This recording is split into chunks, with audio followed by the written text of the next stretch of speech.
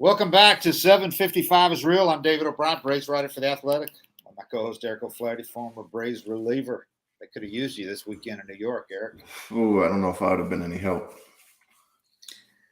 Man, that was got in late last night from New York, and there were some Braves fans on that flight. They were disheartened, Braves fans. That was an ass whipping, man. That was an ass whipping. That was a 5-game series. Braves had to fight to win one game. You know, they had an 8-0 lead, and they had to hold on. Their bullpen had to hold on in that game. So I don't know. My initial thoughts, and we talked a little off camera, are that the Mets are really, really good, and they have the best 1-2 starting combo now with DeGrom back that I've seen in a long time. If those guys are healthy, Scherzer and DeGrom, and then they've got a really good 3, 4, and 5. I mean, they've got 6 starters. You know, I mean, like Peterson's not even a full-time starter for them, and he's really good. He could be number 3 for a lot of teams. But and Carrasco, Bassett, but those two, Scherzer and DeGrom, if they're healthy in the postseason, like you said, they're not going to start on short rest probably with maybe Scherzer, but I doubt it. You know, with what the injuries they've had. But if they just start like 4 of the 7 games in a series, that's really difficult matchup with those guys. I can't imagine either of them getting 2 losses in the series under any circumstance. I mean, if you look back, there obviously is nobody in baseball right now with the 1-2 combination as good as that. No. When they're healthy, when their 2 are healthy, if they stay healthy the rest of the year, the Mets are going to be extremely difficult to catch, man, because those 2 guys are so good, and the bullpen is really strong with the best closer in the game, Diaz. He's filthy, man. Right now, he is filthy. He's a joke. I was trying to figure it out last night, so I asked Twitter, but it looks like if he finishes the season with the numbers he has, he'd have the highest K rate in history per 9. Yeah, his slider is devastating. And they're similar with not similar pitchers, but the 2 pitches, him and DeGrom. I mean, DeGrom did it yesterday. The most dominant performance I've seen all year, even though he was made 5 2/3 because he leads with the Dansby 2-run homer. But until that point, it was the most dominant pitching performance I've seen all year and in a while. And he did it entirely with the fastball and slider. I think he threw like 1 curveball, but it was like he doesn't need anything else. When he's throwing 102 and he's throwing 96-mile-an-hour sliders and he's putting them exactly where he wants every pitch. He's just handing the ball to the glove. I mean, he's like he gets so much extension, but it's like he just looks where he wants it and just places it in the glove. And I've seen him, I remember Smoltz saying he thought he should take some off or not throw so hard. He's not. When I watch him, it's like he doesn't look like he's even trying to throw hard. Agreed. He's just playing catch. Yeah, agreed. I was wrong because I said I agreed with Smoltz that he's going to have to learn to dial it back. I don't remember him looking quite this effortless throwing 100, 102 because that. I agree. I don't think you need to take anything off when you're making it look that easy. Wow. He just throws 99. I mean, that's just what he throws. It's like Strider, like we talked about with him. Yeah, and he's a slender guy too. You know, he doesn't have Strider's legs. He's got long levers. He's tall, slender guy, kind of like Max Fried. It's not wide in the shoulders, but it just works to perfection. I mean, the levers, the mechanics are just perfect. The whip and everything that he gets. Al Leiter had a great thing this morning on Central, MLB Central.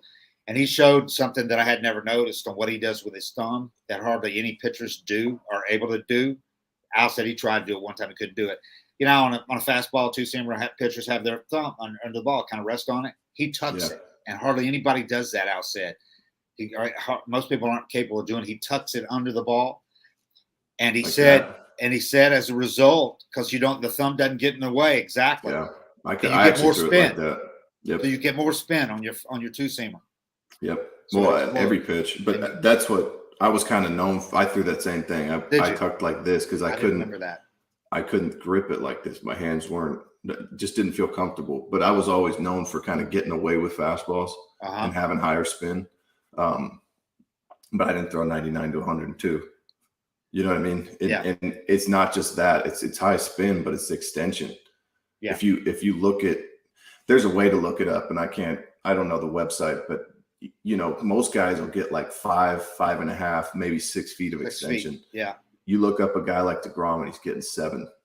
Yeah, and Strider gets 6'6". We talked about that. He gets like 6 inches more than the average guy. But DeGrom's a different thing, and he's long armed too. I mean, and then it's on you, and really good hitters are standing there looking like, okay, 102 dotted on the outer on the black.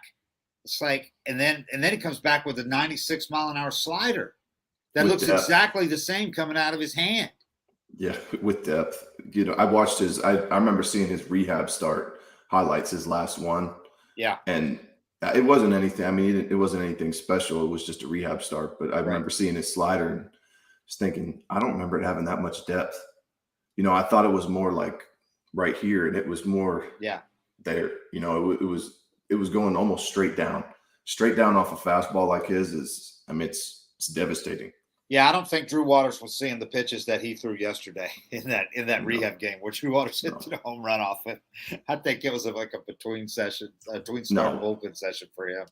I mean, he's the best pitcher in the game when he's locked in, and he's locked in a lot. He's just got to be healthy. And between him and Scherzer, I mean, I can't think of two pitchers that are better than them. When Scherzer's healthy and on like he was the night before, he was unbelievable in the matchup with Fried. So I don't know. I hate to sit here and just, Braves fans are watching this going, feeling like, okay, we already feel bad enough. The Braves are a damn good team, man. Yeah. And the Mets are just really good this year. The good thing is that they're not going to have to face the Mets in the postseason. Almost, that's assured. And, if you look at the matchups now,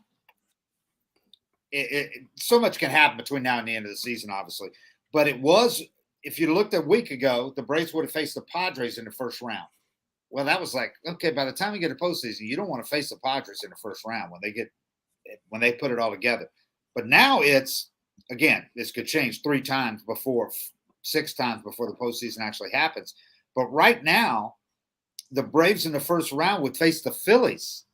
The Cardinals would face the Padres. The Braves, as the 4th seed, would face the Phillies. Who do you want to face, the Phillies or the Padres? I'm not downplaying the Phillies, but I don't think there's any question who you'd want to face. No, I'd rather face the Phillies. Because it feels like a more pitchable lineup. I mean, right. Padres getting Soto. Yeah. And Bill. But the National League playoffs this year are going to be so much better than the American League, I think. I mean, the National League has got some teams, man. How about the Dodgers going and sweeping the Padres in Soto's first full season or series with the Padres? You talk about making a statement. It's like, okay, everybody's talking about you guys. You did all the moves. You brought all these guys in. Yeah. You've mortgaged your future. You're going for it right now. We'll just spank your asses 3 times. Yeah, we just live here. We've been this team for 5, 6, 7 years now. That was impressive. Freddie had a huge game, a huge series. Bellinger did something too. 2 homers yesterday. Yeah. Bellinger had a big series, but I'm just looking at what they did in that, the numbers. But anyway, the Dodgers, I thought they made a statement that nothing's changed as far as we're concerned. We're still the team to beat in the West. But if I had to bet right now, and I know it's a recency bias, but if I had to bet right now, I'm taking the Mets over the Dodgers in the NL. And that's not to say the Braves can't win it, because they certainly can. The Braves, when healthy, are damn good. But the Dodgers, if they keep those guys healthy and everything, they're going to be tough out, man. Really tough. And I would take them right now over the Dodgers. The Mets? You take the Mets over the Dodgers? I would. If DeGrom and Scherzer are healthy, I'd take the Mets over the Dodgers. Well, that's just how big a game changer DeGrom is, obviously. Yes. I mean, there's no, he could pitch against the All-Star team the way he's, and I'd take him over any team, just because if he decides he's going to be healthy and win, there's not much you can do when he pitches like he did yesterday. And Scherzer's kind of the same boat. Scherzer's going to show up in the postseason, but the Braves beat Scherzer last year. The Braves had beaten Scherzer. That's the thing, is they had beaten him. They had played really well against Scherzer for about 3 years. Yeah. He's reversed that this year. He's made 2 starts against the Braves. I don't have the numbers in front of him, but off the top of my head, 14 innings, 20 strikeouts, no walks. No walks. He's been terrific against the Braves this year. So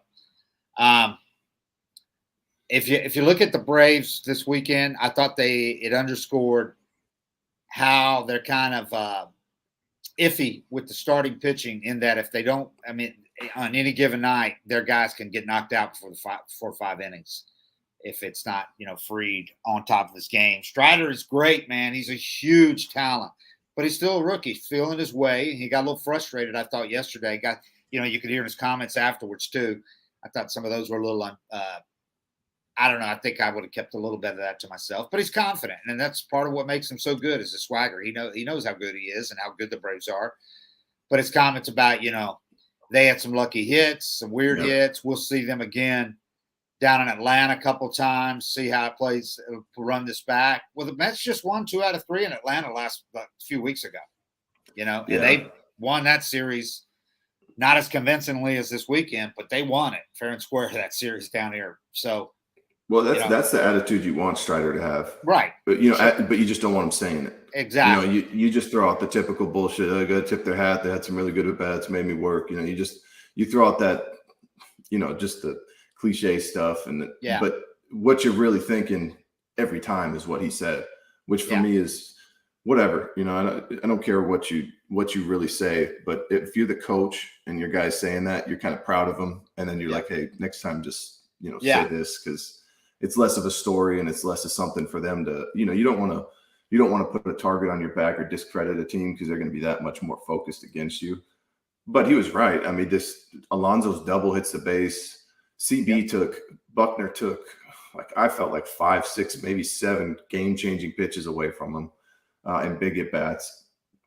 But you got to give the Mets credit, because they made him work. I mean, he threw 30 pitches in the first. A lot of the times those at bats where he gets 2 strikes on a guy and just blows him away. Yeah. It was fouled off into the dugout. Nimmo wasn't even trying to get a hit. He ran into one, but he wasn't even trying to get a hit. All he wanted to do was go up there and burn 10, 11 pitches. He totally set the tone, man.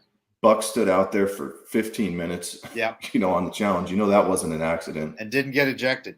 He knows how to work it out, man, even in this day and age where they don't have the rope that they used to give managers. They're going to give him more leeway than most. Yep. He knew how to work it. And so Strider goes and doesn't throw a pitch for, what was it, like 7 minutes? Strider was out there throwing warm-up pitches. That's how long it went. Yeah. So that was a weird moment. Yeah. And the crowd just got more fired up. They were already fired up, man. Yep. I tell you what, when DeGrom comes out and he's warming up to Skinner, simple man, it's just like when really charged atmosphere, even more so, but like when Bumgarner used to warm up in San Francisco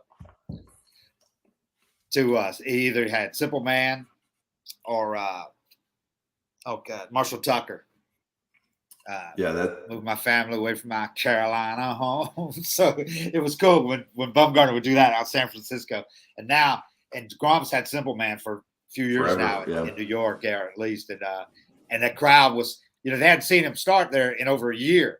So when that Strains of Skinner started, the crowd was into it, man. It was a great atmosphere yesterday out there. And there had been like a 30-minute rain delay too. So more people were already in their seats, a little lubed up.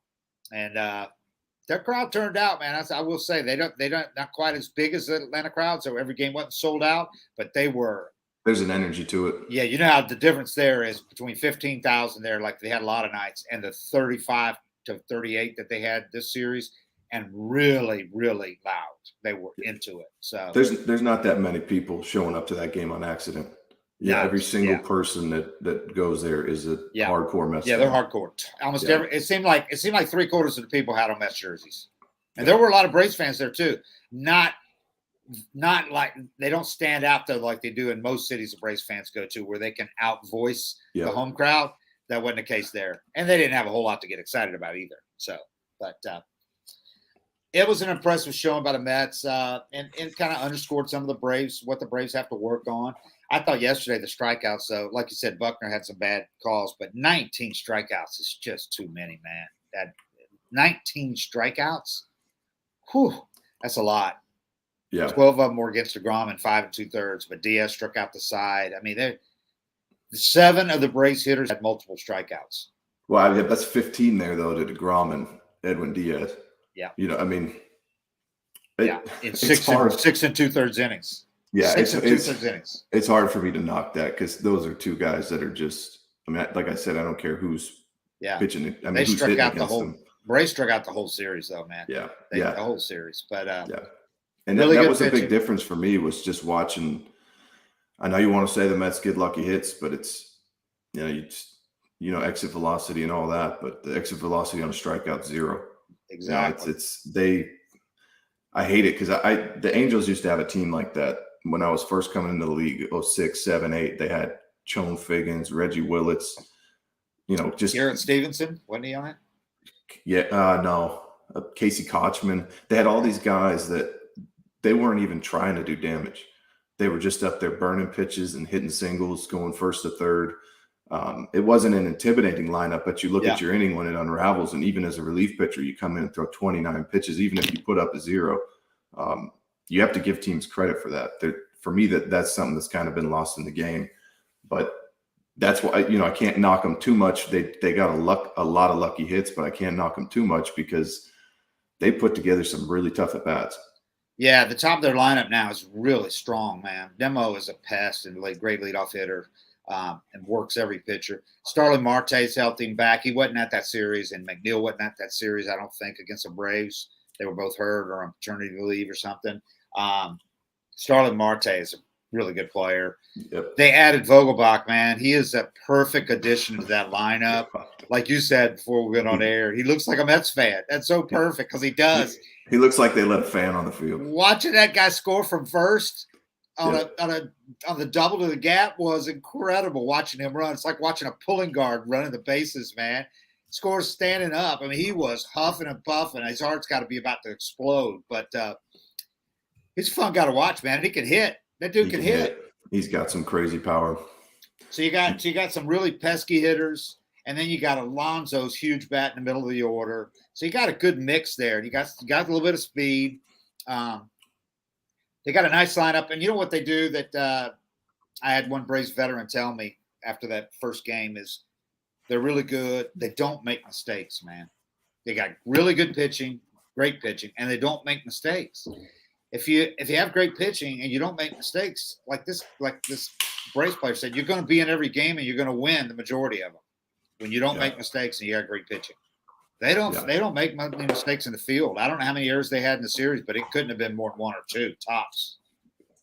The game the Braves had 4 errors, they had none. They're playing that old school baseball. know. Yeah, with an old manager. Yeah. And I mean the thing I'll say though is that I'm sure as a fan and even me as a spectator, just. The series isn't as devastating to the players as it is when you're watching it.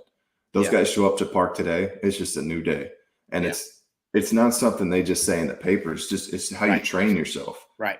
And it's great about that. It's just how you're trained. When they walk into the park today, it's like you look back. Oh, that sucked. What do we got to do today? And you practice just putting things behind you and. What do I have to do now? We messed that whole series up. What do we have to do to get back in this? Yeah. And players are trained like mentally to just keep moving forward. So they're not feeling that, discouragement that fans are. They know it. They know they got their asses kicked and they know that series sucked, but they're not going to hang their head on it. They start fresh today. What do we have to do now? They're feeling what Strider said. We get them again. We got 7 games against them. The rest of the games against them are in Atlanta. They got a chance to do it. It might have been a great day for an off day. They're off today in Boston, and they got a chance just to go out, get dinner, go lunch, whatever, walk around a little bit, whatever. But they got a chance just to kind of reset, not think about it. Yeah. So, and then they got what should be an easy team with Boston. It's not very good, but they're never. But Boston's tough at home. Fenway, they're home. They're tough, but that's a winnable series, or at least you split if you don't sweep 2 games. It's only 2 games. Then you got another day off before a series in the 4-gamer in Miami. And with that depleted lineup down there, that couldn't come at a better time. That's a nice series for the Braves to have to finish this road trip. So they're going to have a chance to salvage the trip for sure with 6 games against Boston and especially the ones against the Marlins down there. So you could end up still having a decent trip. Such a long trip, with a couple of doubleheaders. You got another doubleheader in Miami. But, what's crazy is I didn't realize till we got there how many doubleheaders the Mets have played this year. They've played 7 doubleheaders. The Braves have played 2. Both of them have been against the Mets. Why? And the Mets swept them in both of those. They had a couple of rainouts, but they had all those games that got canceled. They've already made them up as parts of doubleheaders. The Braves made up one of those as doubleheader, 2 of them against the Mets, and they're going to make up the 3 games against the Marlins at the end of the season. It's just weird. Yeah, the Mets have played a lot of games, doubleheaders, and they've won they're 12-2 or something in doubleheader games. So anyway, did you see the what I wanted to ask you about? We saw this becoming more of a possibility as it went on and Ian Anderson's struggles continued. If you'd have told me a month ago he might get sent down, I was still going, that's not going to happen. But he kept going. He had one good start against Arizona, was it? Yeah, against a pretty bad Arizona team. He had a really good start. But between that were 2-3 or so inning shit jobs, before that and after that. This last start was so bad against the Mets. It was like they gave him spotted him 8-0 lead in the first 2 innings. And he just struggled. I mean, and they, he ended up bringing a bullpen in really early again, didn't get through 5 again, or didn't get through 3. Yeah. So, or 4. So they finally made after you get Odorizzi, it gives you the opportunity to make that move because you have enough depth. You get through that doubleheader, and with the 27th man allowed for this other doubleheader Saturday at Miami, he's going to be that guy, make a start. So he's staying with the team the rest of the trip, taxi squad. Then he's going to go to AAA. And they're going to hope to try to hit what can happen last year with Minter when they sent Minter down. He was down for about 3 or 4 weeks, came back, has been one of the best relievers in baseball since they brought him back. He had a 5 ERA when he went down. And the same thing that happened to Kyle Wright last year when he spent most of the year at AAA and really got some things worked out. They hope, Ian Snit said he hopes he can go down there, less pressure situation, and work on some things, get it straightened out because we're going to need him down the stretch. Well, you find out quick, too, when you go to AAA if it's mental or do I suck? If it's something like, I'm just not pitching with passion or I'm too intimidated or whatever, and you go down to AAA and you're confident and you still get shit on, it's your stuff. Yeah. It's probably not tipping because they're not going to pick up on that as quick down there, but it'll be good for him to just, you get to toy around in AAA. If there's something you want to work on, if there's a pitch you haven't had, you can actually throw it there and you're not answering questions after the game about it. You're not costing your team a game in the division race. So taking that pressure off, I think it's a really good thing for him right now. And it hurts. It sucks to get sent down. Yeah. And I think, overall he earned the right to struggle as long as he did. Yeah. But you can't let it keep going. Yeah. And they did it at the right time. Yeah, you're 2/3 of the way through the season now. You're falling further back from the Mets after getting within a half game of them. You're now 6.5 back, and they were 5.5 back when they optioned him. And you can't afford to keep running him out there and just crossing your fingers and hoping this is the good start where he gets things turned around. And he knows, he got the message from Snit. He goes, "You're still a big part of this in the future going forward. You're a big part of this team and the rest of this year, late season." So he got the positive message. And he seems to understand what he needs to do, which is go down there and be more aggressive. Throw strikes, attack hitters like he did in that game against Arizona. For whatever reason, he hasn't done that in a lot of his games. He's got to use the curveball more like he did in that game. So he knows what to work on. He's just got to get down there and do it. But it just has not happened for him this year. He's, his ERA is around 5, is over 5 again. His ERA and WHIP are the second worst in the majors. If he had 4 or 5 more innings to qualify, it would be second worst to Patrick Corbin, who's just been a disaster and is only with the Nats because of the contract. Right. So that's where he was. And this is still the guy that in the postseason is 4-0 with an ERA in the ones. And the Braves have won 7 of his 8 postseason starts. And he won a game in the World Series last year. And that clinching Game 6 in NLCS, they won when he started. So this is a guy that's been huge for the Braves in the postseason, where they don't win the World Series without it.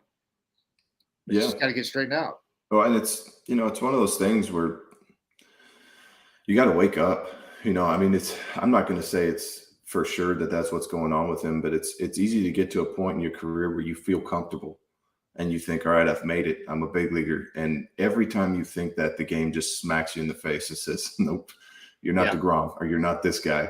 And you go down to AAA and it lights a fire under your ass. And that could be something that happens with him. And that's why I'm saying, if it's like a passion or mental thing, you go down to AAA and you get to find that out. You get to go down there and be pissed off. Guys are pissed when they're in AAA and they think of themselves as a big leaguer.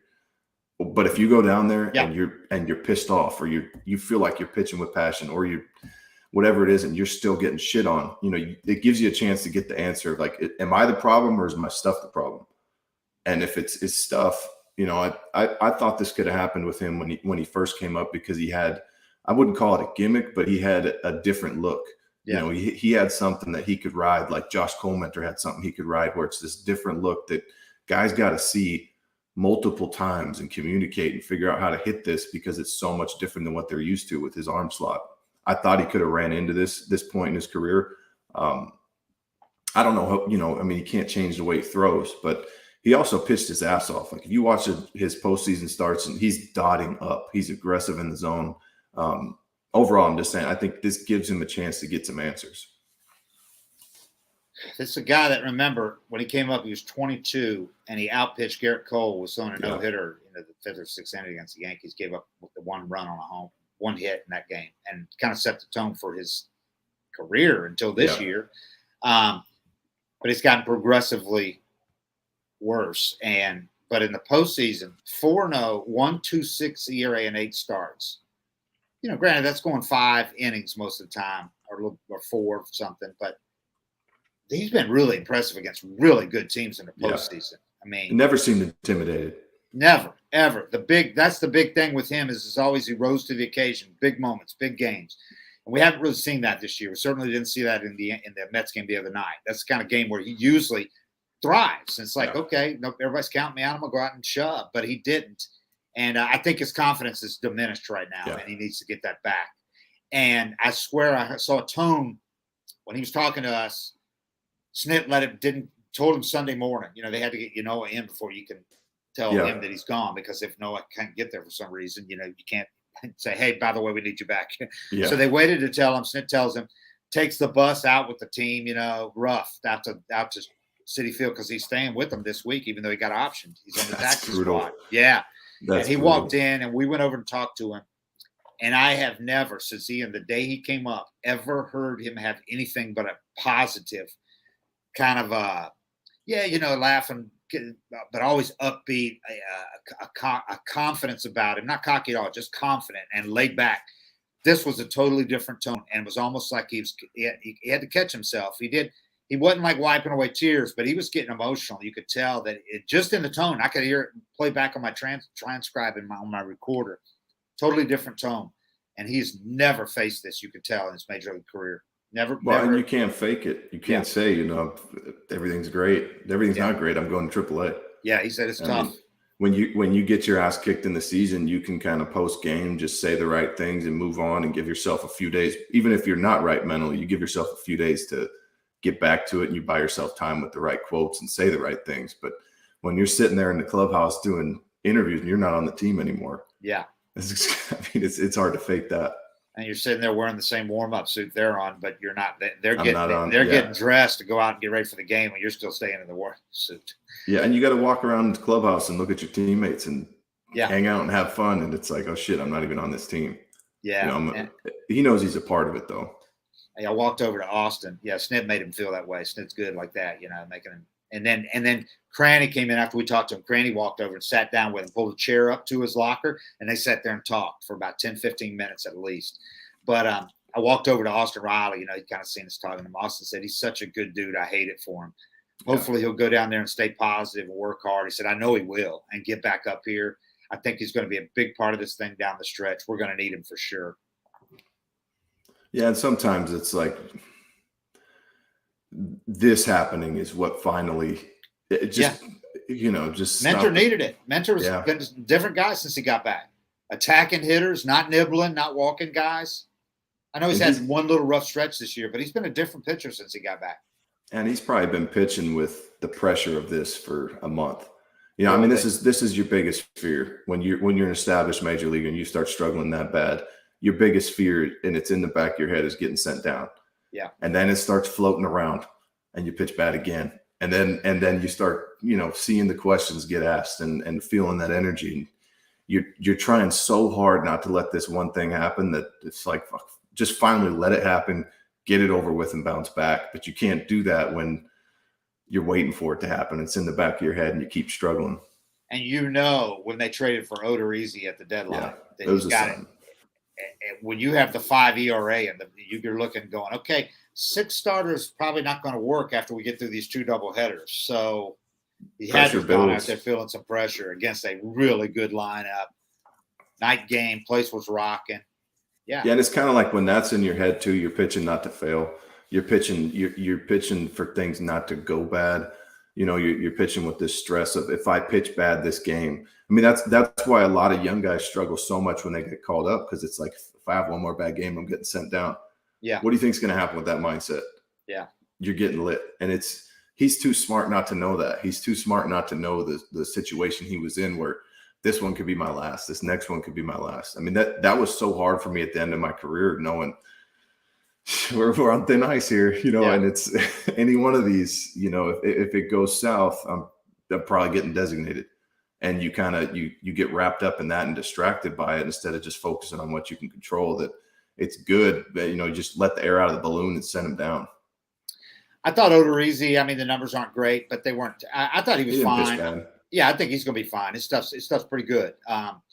And I'll throw that one out. I mean, he's changing leagues, changing teams, facing the Mets, and feeling. I mean, you got to feel like there's expectations going out there. You're stepping into this rivalry in the middle of the series, and you know, in the first game of a doubleheader, day game, and then he ends up getting cramps. You know, from, I mean, he's pitched indoors in Houston and in the West Coast, you know, in that division, and it was hot and humid in New York, man. It was nasty.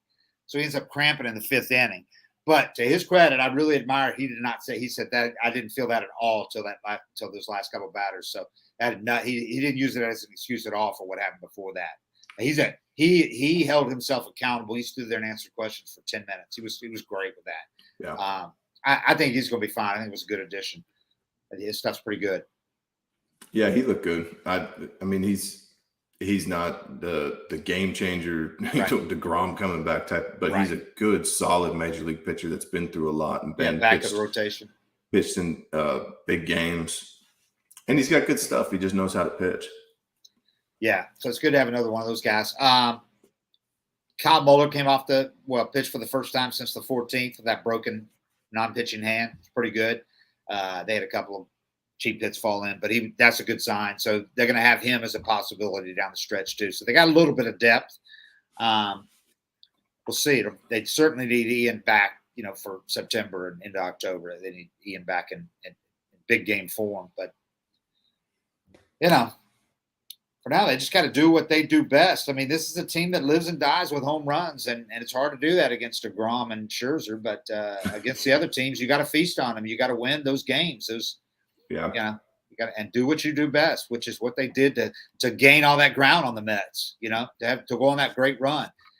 Now they're 6-8 in their last 14 since getting to within a half game of the Mets. You know, dropped 8 out of 14. Now they're 6.5 back. Can't afford to lose any more and fall any further back, because you know who's coming on you, nipping at your ass. The Phillies. The Phillies are rocking, man. They won like 9 out of 10. Yeah, and they made some moves at the deadline that really are working well for them. So they're 3 games behind you. There could be 3 right now. There'd be 3 teams from the division in the playoffs. It's only 3 now. 3 behind the Braves. I don't like that. They moved past the Padres, I think, if I'm not mistaken. Yeah, in the wild card standings. So those are tough. So that's where we are. Not a good series, not a good weekend for the Braves, but it's over. You move on. They got them again. They got 7 games left against the Mets down here. They're gonna put up or shut up time in those. You know, you're gonna find out. Yep. No more. There's no excuses. So, but it was an impressive showing by those 2 pitchers, man, and not by the Mets team, but those 2 team pitchers. in general. I mean, they sent a message. It's a good team. It's a good team. I know everybody keeps getting tired of us saying they're not going to collapse. They're going, oh, yeah, it's still early. Give them time. I'm telling you, it's been this vibe since spring training with Buck. Yeah. With Buck, with the addition of Scherzer, with Diaz back in peak form like he was in Seattle, with Lindor back playing like he did with Cleveland. Now you had Vogelbach. You got Starling Marte's a really good player, now playing for a contender after, playing well out in Oakland. He's now playing with a team that's got a bunch of good hitters. They just got a really solid team, man. They spent money, and they're playing well. So they're going to be tough. But the good thing is the Braves and Mets, if the Braves keep playing tight with them, they're going to drag each other into the playoffs, and both those teams are going to be playing well when they get to the postseason. And we know anything can happen in a postseason. Anything. Yeah. Yeah, I mean, wild card teams have won it plenty of times. I'm not writing off the division either, and the Mets could collapse. I mean, when you watch them, it's hard to write off their luck as luck when they've had it all year. I mean, if it was just a couple series against the Braves, they get a couple cheap knocks. But I watch their games, and it's just the value of putting the ball in play, I guess. But they seem to get all kinds of lucky breaks putting the ball in play. But they're a good team, man. They're a good team, but you guys got to remember, both DeGrom and Scherzer are one pitch away from side. I mean, Scherzer at 38, he might be a better pitcher when he's healthy, or as good as he's ever been. Not better, but as good. But he didn't used to get hurt, and now he gets a lot of little nagging stuff. So there's strings and things. So there's a really good chance he'll have an IL stint between the end of the year. Well, and that would change everything. Exactly. And then DeGrom, you can't count on DeGrom to stay healthy. I mean, see, I've been looking at it like, I wonder if he kind of had some extension talks and didn't get where he wanted to, and then just said, sure he's 100%. I'm not pitching unless I'm 100%. And if I have anything bothering me, because he knows he's only got to put together the next 3 months, 3.5 months. And we laughed, some of us said, when he keeps coming out saying he's going to do the opt-out, we're going, opt out? You haven't pitched all year and you're going to make over $30 million next year. You're going to opt out? Well, you know what? When you watched him yesterday, you're like, yeah, there will be teams lined up to give him a long-term contract, regardless of his injury history, if he keeps pitching like that, because he is so special. Yeah, I mean, he's the best pitcher in baseball when he's healthy, man. I'd give him 50 a year if he, you know what I mean? But you're just taking that gamble that he can be going to stay healthy with you. And is he going to be motivated to stay healthy and pitch at less than at 99%, not 100? But I think you're onto something there. Yeah. I think he's like, okay, if you're not going to give me the extension I want after I said I'm going to opt out, you're not going to talk to me. I'll be back when I'm 100%, not before that. But we've seen him like I was talking. 100%. I was talking to our Mets beat writer yesterday. He's like, when we were like 4 innings into that game yesterday, he's going, but there's times last year where he'd have like a no-hitter going to the 4th inning, and all of a sudden he takes himself out of the game because he's got something sore. Yeah. So let's just not assume that those two are going to keep doing this all year. Scherzer's tough as nails, but he's 38, and he just doesn't hold up like he used to. Yeah, I think Scherzer though learned, and that's why I was saying I don't know if you'll face him on short rest, because I think Scherzer kind of learned last year in that Braves series to gut it out, that he's 37, 38 years old, and not to push that. And then DeGrom, I don't see, if I'm right about his approach here, I don't see him. Yeah, maybe for a World Series he's risking it, but I don't see him putting himself out there, with everything he's got riding on it, and saying for sure he's opting out while he's hurt. Yeah. It's like he wants to be healthy at the end of the season. The only way a guy would say that, and say it again, reiterate it again, while the Mets are in first place and playing so well, he reiterated. Somebody asked him the other day and he said, yeah, I'm still planning to opt out. He knows how good he is. Yeah. He knows that he is elite. Yeah, and he knows he's not hurt that bad. Right. If you're committing to opting out, that what you're dealing with, I'm not comfortable, but I'm not hurt. I could pitch if I had to. I'm not scared for my health when you're saying that. It's I got this scap thing I'm dealing with, or this little problem, and I'm not going to throw any pitches and let it turn into something, but I'm not hurt. I don't have like a partial tear or something. Right. I don't have forearm strain that could be Tommy John. I agree with you. After watching him pitch, and just seeing it all makes sense that would be the attitude that he's taken. I mean, is it the Scherzer attitude? No, it's the opposite. But when he's pitching like that, nobody's going to complain. Yeah. So he maybe pacing himself a little bit. And there were still far more DeGrom jerseys in that crowd, far more than any other Mets player. They love him there. Well, there's nothing like it. They used to have last year. They had his strikeout odds at like 8.5. That's free money if he pitches, unless he gets hurt. I think I lost a bet on him one time because he got hurt, but the rest of the time it's like they put his strikeouts at 8.5. He struck out 15. How good do you got to be to say you're going to opt out, and then to reiterate it when your team's in first place and playing it, and you say it again, and you're hurt. And the crowd still totally loves you. Yep.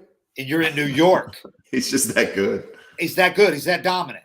Yeah. People feel that good when he's your pitcher. He's out there pitching. He's just shoving. He's dominating all-star hitters. And you got a DeGrom jersey on. You don't care what he says, man. Just go out there and do what you're doing, playing Skinner, and then going out there and just blowing away people, Yeah, you can't do that stuff as a number 3.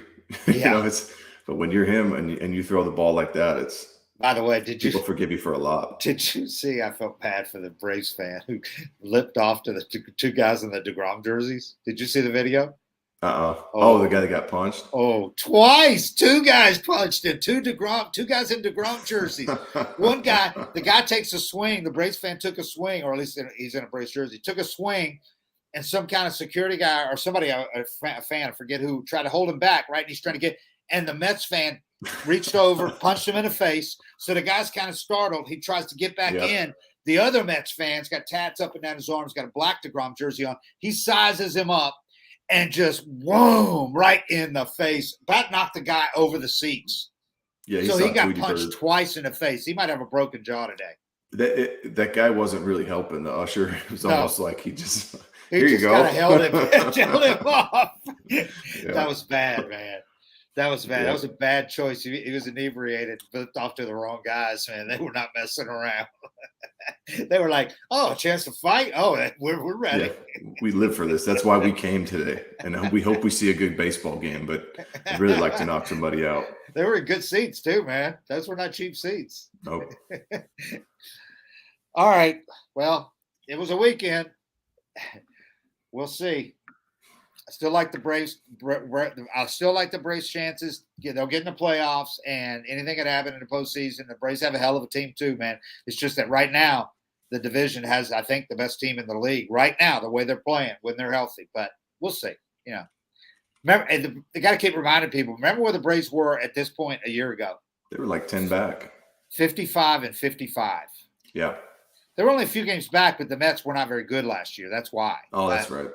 But they were 55 and 55. They're 20 games over 500 right now. Yeah. It's just the Mets are about 30 over. Sometimes it just plays out like that.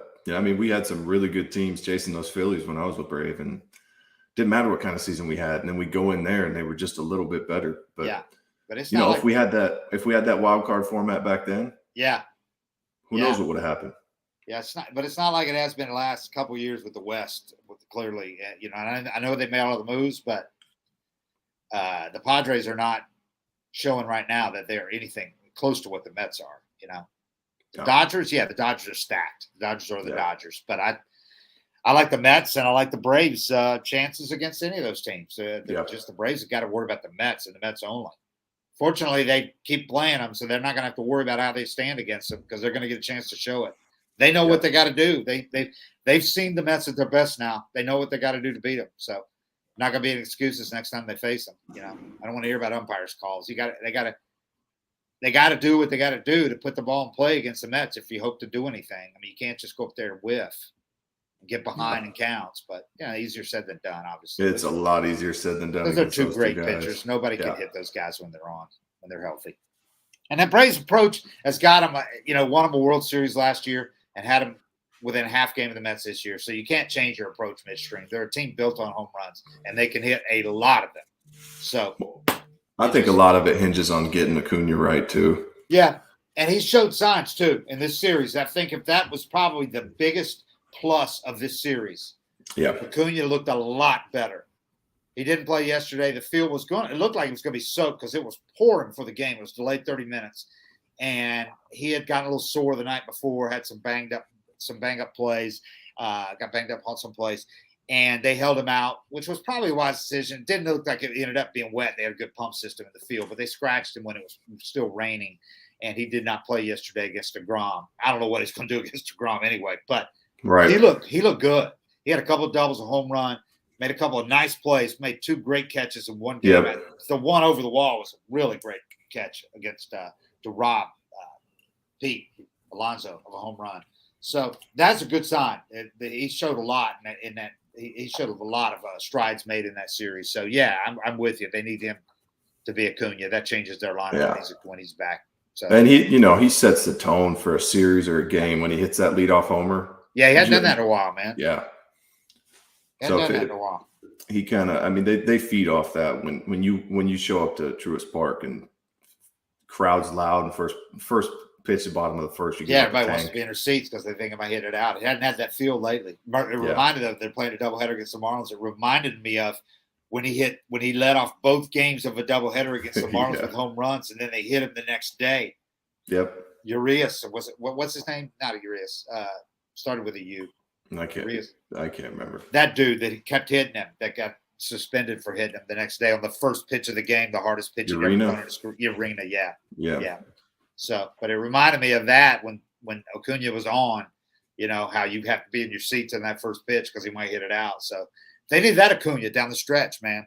Yeah. So at least he showed some encouraging signs in that series, because otherwise there wasn't a whole lot to get excited about. Oh, and they could be, and they can be thankful that neither Darno or obviously Max was hurt seriously in that game, because it looked like Max, when he went down and landed on that shoulder, I thought, because it looked like he took all his weight on that shoulder.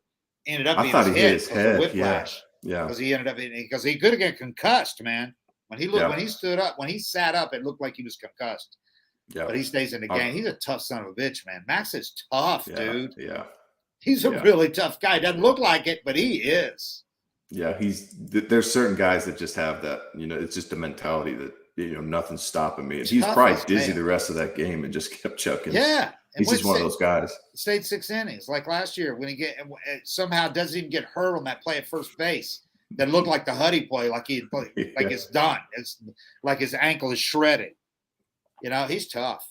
And he tries to make that play. He had no chance to make it, but he tries to make. That was a weird play. They had, talk about unlucky bounces in that game. They had a couple of errors that were really tough plays, like the Swanson error, the throwing error. That's almost it's got to be perfect play for Fried to be able to. Got to lead him perfectly. He's arriving at the same time as Ruff. A lot could go wrong there, and I mean Max could have got hurt twice on that play. Yeah, could have collided with Ruff. And he normally makes that play. Yeah, and then there was another tough error on Austin Riley and the throw, and then they had to throw home, and you could have easily have seen Darno get a knee blown out because he catches it with his back to Alonso. That huge dude is sliding. He turns. Yeah. His knees, he's not like set. He could so easily have had his knees shredded by just going sideways right there, just shredded. It could have been a Buster Olney type play there with the knee damage. Yep. And he got out of it by just getting a little, bruised lower legs. So that was really fortunate. Because down the stretch, if Darno gets hurt and he's out for the season, that hurts. I do not like their chances, because you can't even go out and make a trade right now to go get another catcher. No, and he's huge behind the dish. Huge calling games, man. So that consider themselves fortunate in that regard. Could have been a whole lot worse.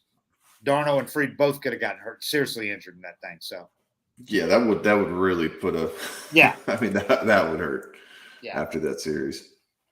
All right, that's it. We'll talk again after the series, the 2-game series in Boston. Thanks everybody. We appreciate it. Hang in there.